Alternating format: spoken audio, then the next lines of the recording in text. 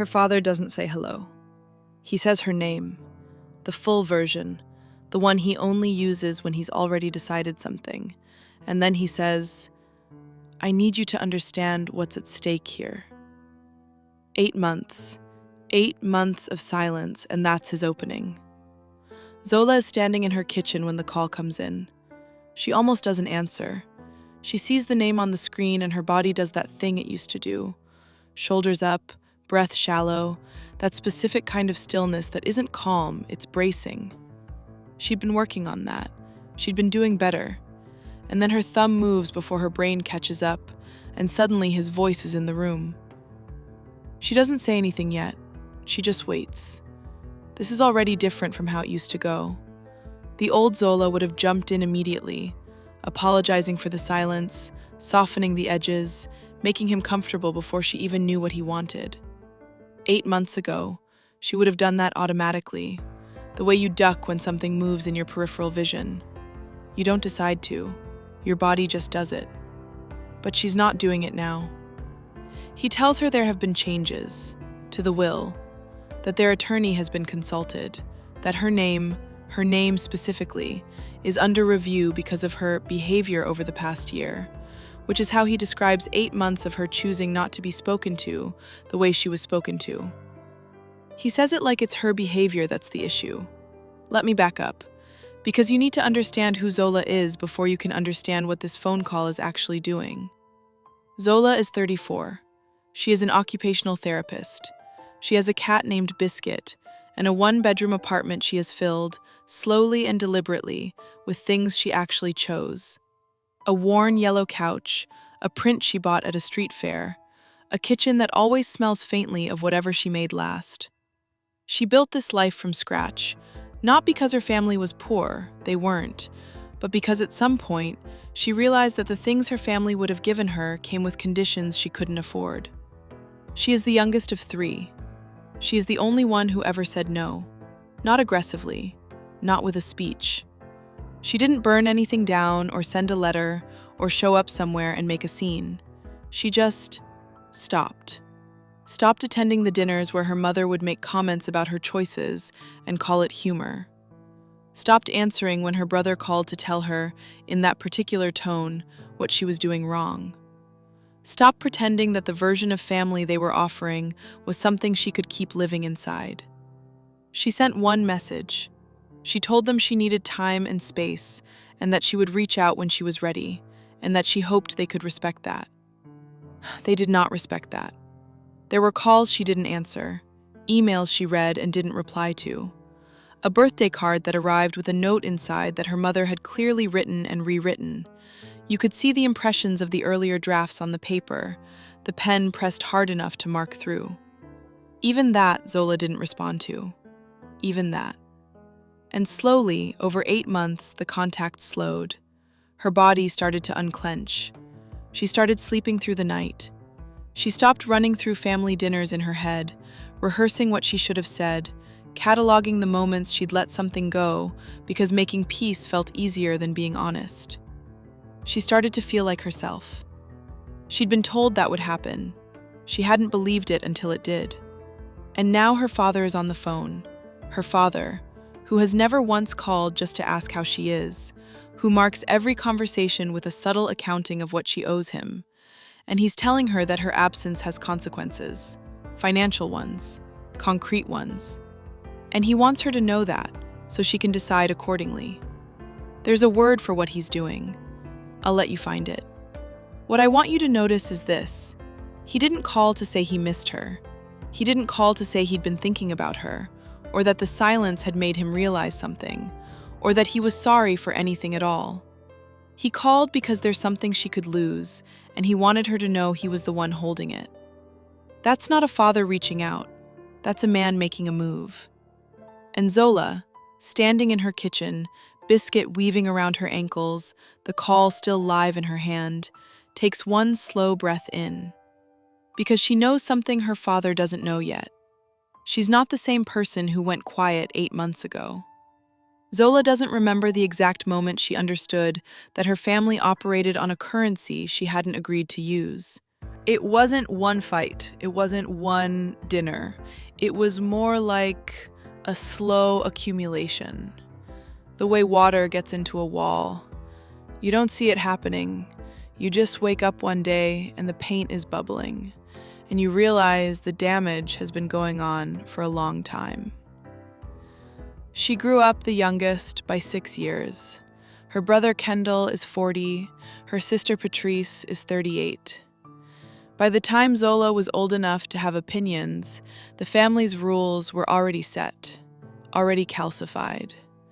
And the main rule, the one nobody ever said out loud but everybody enforced, was that her father's version of reality was the version that counted.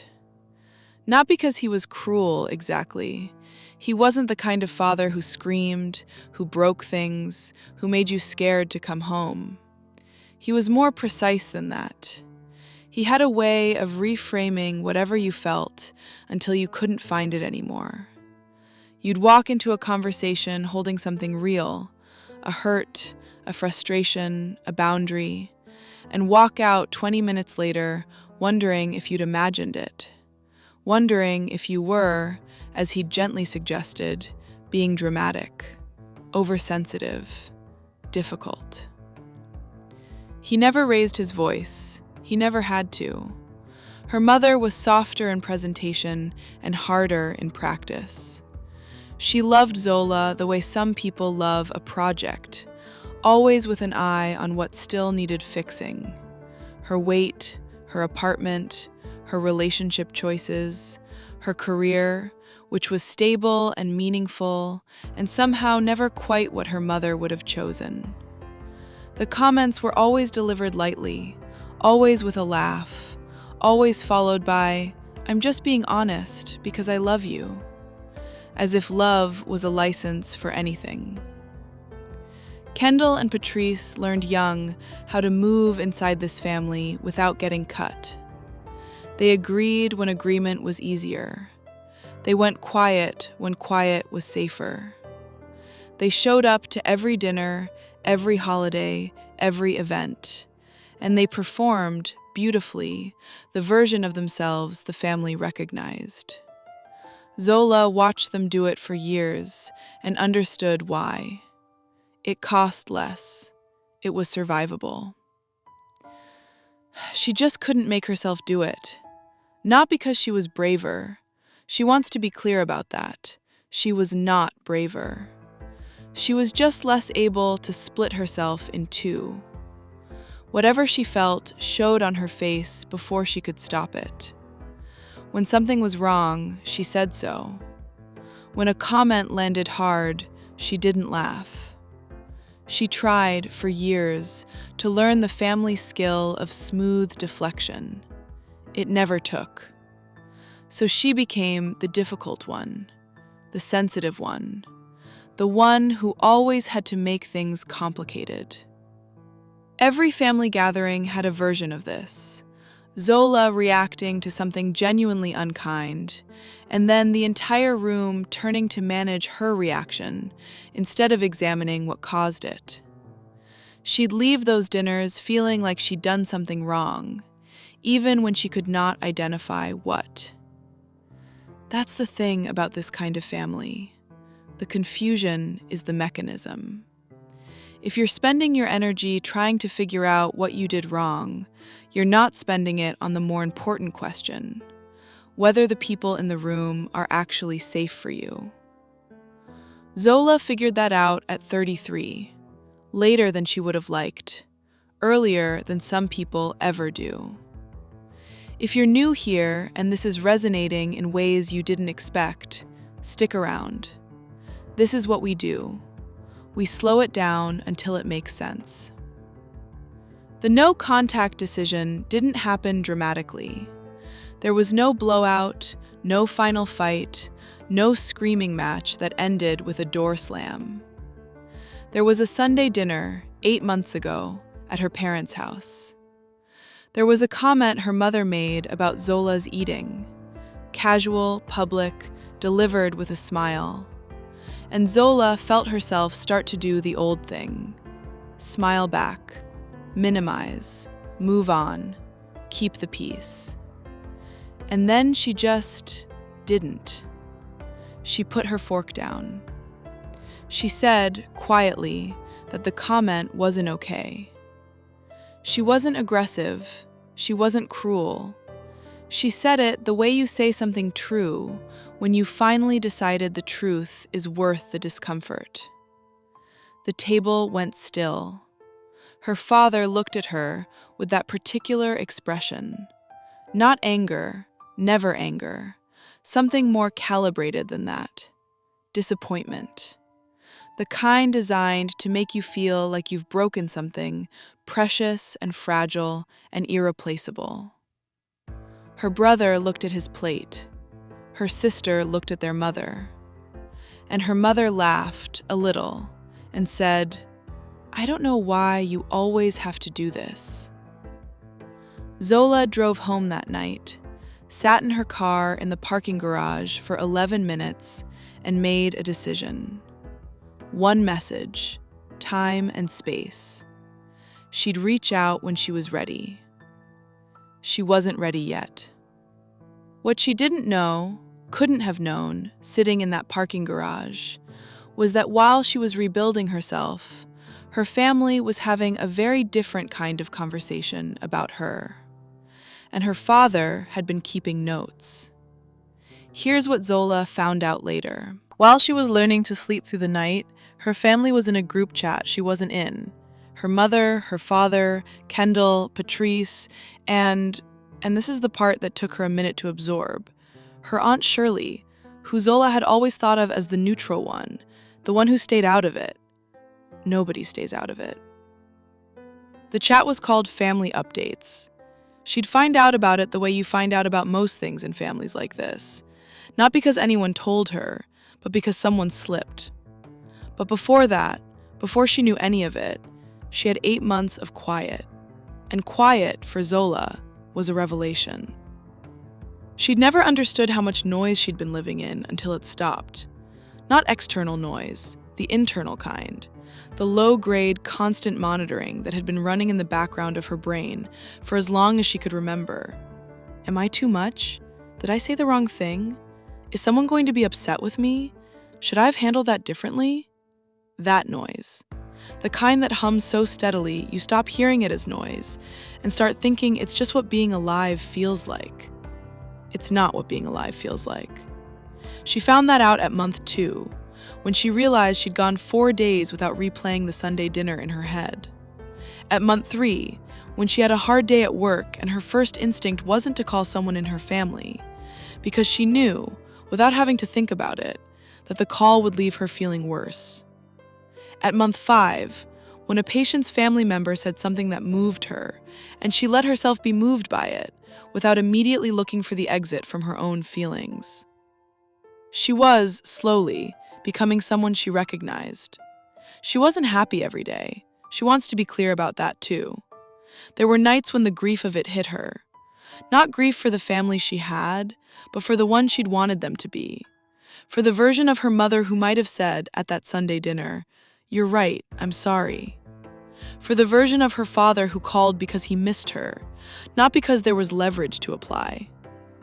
You can grieve a family that's still alive. That loss is real. It doesn't get discussed enough. But she kept going, because the alternative was going back, and going back meant going back to the noise. And she was only now understanding how much the noise had cost her. Then month 7 happened. Her cousin Brianna, Aunt Shirley's youngest, 26, the one who still thought of Zola as the cool older cousin who let her stay up late, sent her a voice note. It was 3 minutes and 40 seconds long. Brianna's voice was careful in a way it had never been before, which told Zola immediately that she'd been told to send it, or had at least been encouraged to. The message was warm on the surface, checking in, saying she missed her, saying the family missed her, saying, and this is where Brianna's voice got slightly rehearsed, that people were worried, and that sometimes when we're going through something, we pull away from the people who love us most. The people who love us most. Zola listened to the whole thing twice. Then she sent back a voice note of her own. 30 seconds, warm, genuine, saying she loved Brianna and she was doing well and she'd be in touch when she was ready. Nothing else. What she didn't say was, "I know about the group chat," because by then she did. A different cousin, not Brianna, someone further out on the family tree, someone with less stake in the outcome, had mentioned it offhandedly during a chance run-in, had assumed Zola knew, had said something like, "Yeah, it gets pretty intense in there sometimes," and then watched Zola's face and understood immediately that she'd said too much. The group chat. Family updates. 8 months of messages she wasn't in, about her. She didn't ask for access. She didn't demand screenshots. She filed the information away and kept moving, because she had learned, was still learning, that not every piece of information requires an immediate response, that sometimes knowing is enough, that she didn't have to do anything with it yet. But it changed something. Because now she understood that the silence she'd been given wasn't respect for her boundaries. It was strategy. They were waiting her out. And when waiting didn't work, when 8 months passed and she still hadn't come back, her father picked up the phone and moved to the next tool in the box, the will. "I want to ask you something, and I want you to actually sit with it. If the people who raised you responded to your boundaries not with reflection, but with a plan, what does that tell you about how they saw you? Not as a daughter, as a variable, something to be managed until it returned to the correct position." Drop your answer in the comments, because I have a feeling you already know. What Zola didn't know yet, what she was about to find out, was that the will wasn't even the real threat. It was the distraction. The real threat was her brother. Zola didn't see it coming because she'd spent so long watching her father that she'd underestimated Kendall. That's the thing about families with a strong center of gravity. Everyone orbits the loudest pull, and you stop paying attention to what's moving quietly in the background. Kendall called her 2 days after her father did. He didn't mention the will, he didn't mention the attorney or the behavior over the past year or any of the language her father had used. He was warm.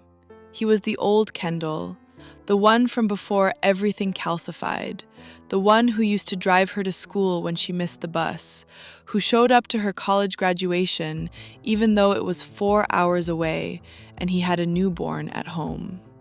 He asked how she was doing. He asked about her job. He asked about Biscuit by name, which meant he'd been paying attention or had been briefed. Zola knew which one it was. She let him talk. She was warm back, genuinely, because she did love her brother, that was never the question. And she waited, because there was a reason for this call, and she knew it, and she was going to let him get there in his own time. He got there in about 11 minutes. He said he'd been thinking, that he understood she needed space. He really did, he wasn't dismissing that, but that their parents were getting older, that their father had had some health things, nothing serious, he added quickly, but things, and that Zola pulling away at this particular moment in their family's life was, and here he paused, chose the word carefully, complicated. Complicated. Not hard for her, not painful for her, complicated, for the family, for the timing, for the situation that was now, apparently, her responsibility to uncomplicate. She asked him directly, "Did Dad ask you to call me?" Silence. 3 full seconds of it. "I just think," he said, "that there are ways to handle things that don't blow up the whole family."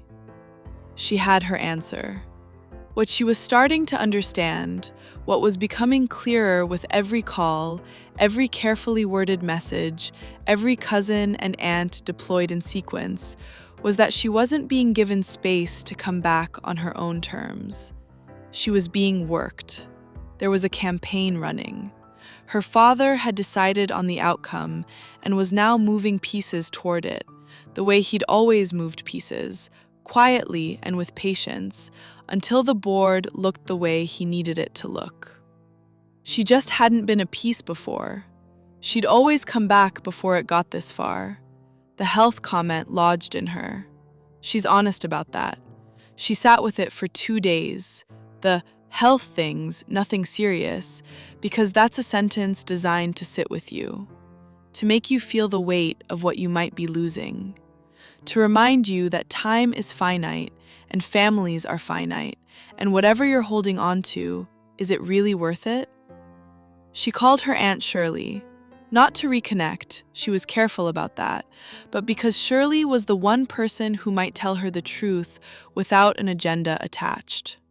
She asked, plainly, if her father was okay. Shirley paused for a moment too long. Then she said, "He's fine, Zola. He's been fine. He's just, you know how he gets when he feels like he's lost control of something." There it was. He was fine.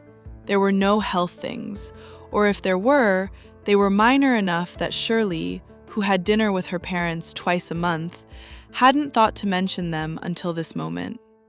The health comment was a tool, deployed by Kendall, probably fed to him by their father, aimed directly at the part of Zola that still loved them and was therefore still reachable.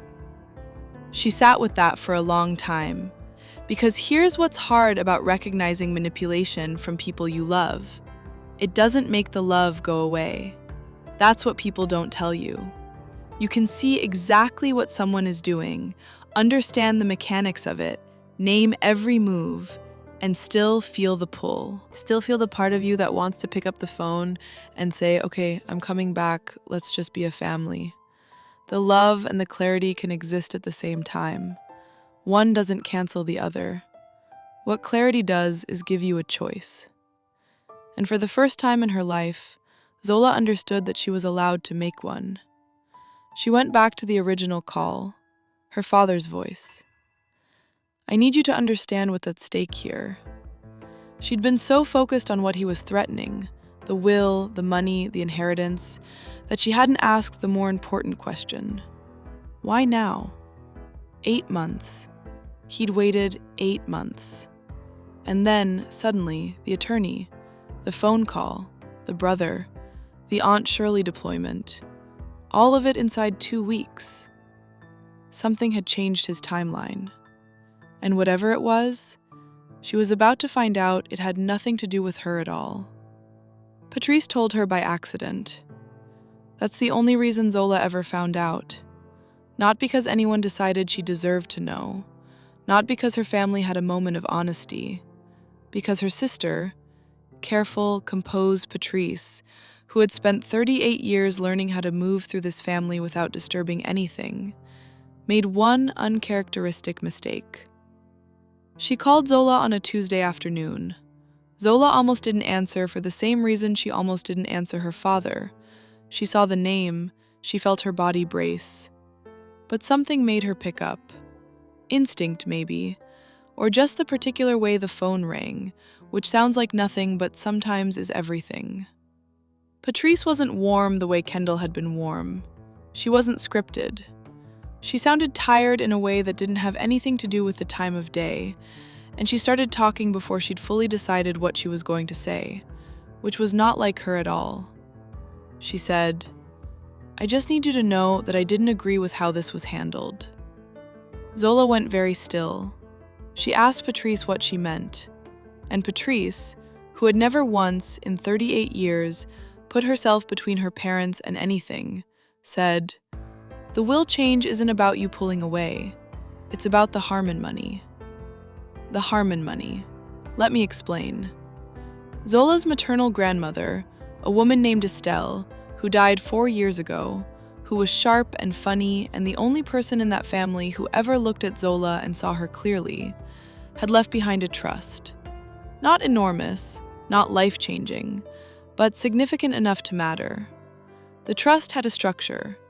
It paid out to Estelle's grandchildren in stages, with the final distribution at the 5-year mark after her death. 5 years after Estelle's death was 8 months away. Zola did the math in real time, standing in her kitchen for the second time in 2 weeks, not moving. Her father was the executor of the trust, had been since Estelle died, a decision that Estelle's attorney had apparently tried to complicate, and that her father had navigated with the quiet efficiency he brought to everything he wanted badly enough. As executor, he had certain administrative powers. Not unlimited, but enough. Enough to, as Patrice explained it, haltingly, in the careful language of someone who was choosing every word, make things complicated for a beneficiary who wasn't in communication with the family. Wasn't in communication with the family. That was the language he'd used, in a letter, to the attorney. 8 months of no contact, and her father had written a letter to Estelle's attorney, suggesting that Zola's absence from the family indicated she might not be reachable for the distribution, and that as executor, he wanted to flag the complication in advance. He had created a paper trail. The will conversation, the phone call, the "I need you to understand what's at stake," wasn't about his will at all. It was about her grandmother's trust. It was about money that Estelle had specifically set aside for her grandchildren, that her father had been sitting on for 4 years, and that was now 8 months from releasing. He needed her back in communication before that distribution happened. Not because he missed her, not because 8 months of silence had made him examine anything, because if she remained unreachable, the attorney had grounds to investigate the executor's handling. Because her father, in the process of trying to leverage her return, had done things as executor that would not survive scrutiny. He didn't need her forgiveness. He needed her signature. Patrice went quiet after she finished, long enough that Zola checked to see if the call had dropped. Then Patrice said, "I'm sorry. I should have called sooner. I didn't know how." And Zola believed her. Not entirely. She was past entirely believing anyone in that family without sitting with it first. But enough, because Patrice's voice had something in it she didn't recognize.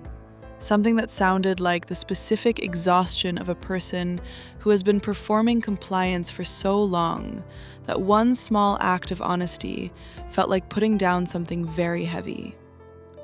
She knew that exhaustion. She'd carried it for 33 years. She thanked her sister.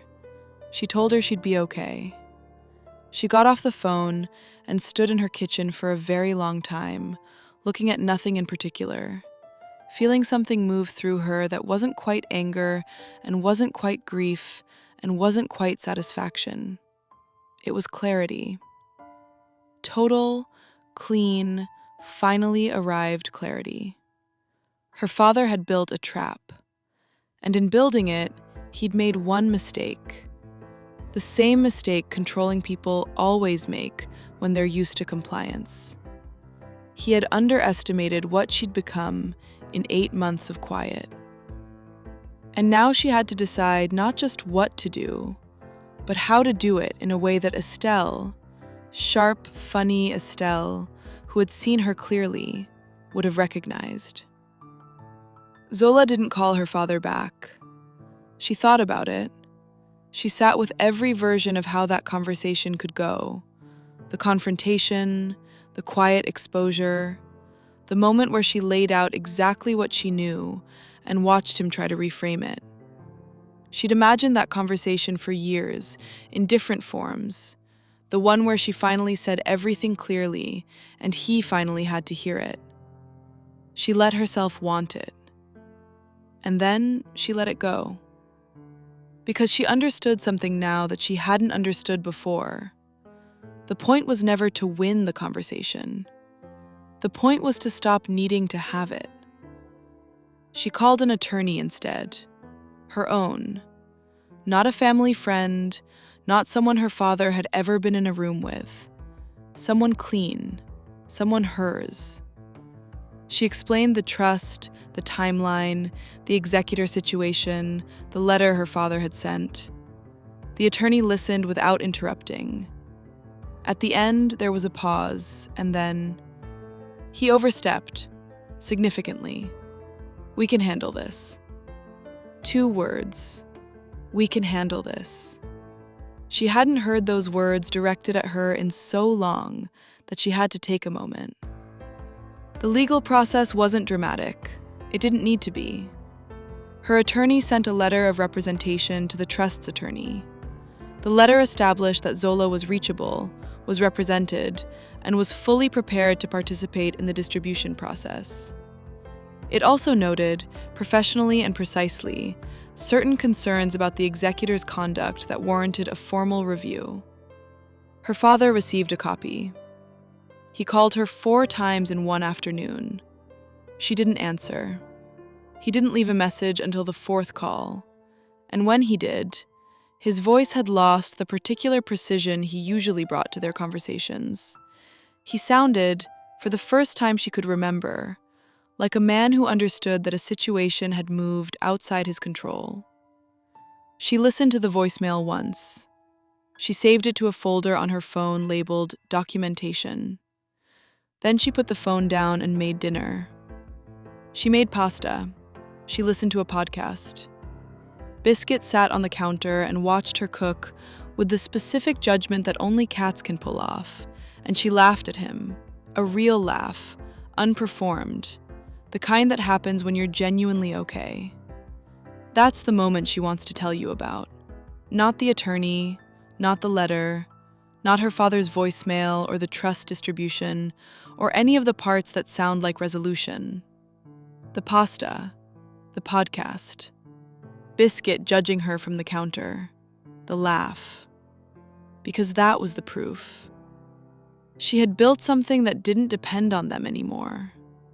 The distribution went through 3 months later. Clean, uncomplicated, no further attempts at interference.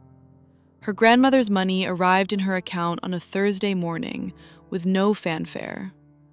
She sat at her kitchen table, looked at the number, and thought about Estelle, sharp, funny Estelle, who had seen her clearly, who had put something aside for her long before Zola had the language to understand why she might need it. Estelle knew. She probably always knew. The kind of woman who does a thing like that, sets up a trust, structures it carefully, makes sure her grandchildren have something that belongs only to them. That's a woman who understood what she was leaving them in, who loved them clearly enough to give them a door that opened from the inside. Zola used it. She still doesn't have a relationship with her father, or her mother. Kendall texted once, after the legal process concluded, a single line, no greeting, that said, "I hope you're proud of yourself." She read it, felt nothing she hadn't already felt, and didn't reply. Patrice called on her birthday. They talked for 40 minutes. It was careful still. There's a lot of history to move around in that relationship, and neither of them is pretending otherwise. But it was real. It was a start. Some doors open slowly. That's okay. What Zola wants you to hear, and what I want you to hear, is this. She didn't go no contact because she stopped loving her family. She went no contact because she loved herself enough to stop shrinking. Those are different things. People will try to tell you they're the same. They're not. And the money, the inheritance, the thing her father dangled like it was the point, was never the point. The point was whether she could be moved, whether the right combination of pressure and guilt and love that looks like control could reach inside the life she'd built and pull her back to the person she used to be. It couldn't. She is not too much. They were just not enough. If you've been sitting with a version of this, a family that mistakes leverage for love, pressure for closeness, access for belonging, I want you to know that the quiet on the other side is real. The life on the other side is real. You don't have to blow anything up to find it. You just have to decide one time that you mean it. And if you need a place to keep deciding, we're here. Every week, same Firelight, same questions. Subscribe so you don't miss what's coming next. because next week, we're getting into a story about a woman who found out her husband had been rewriting their shared history to their children. And the way she handled it is one of the most precise, most deliberate things I have ever had the privilege of telling. Around here, we don't just survive it, we understand it. And then we let it go. The firelight is always on. I'll see you next time.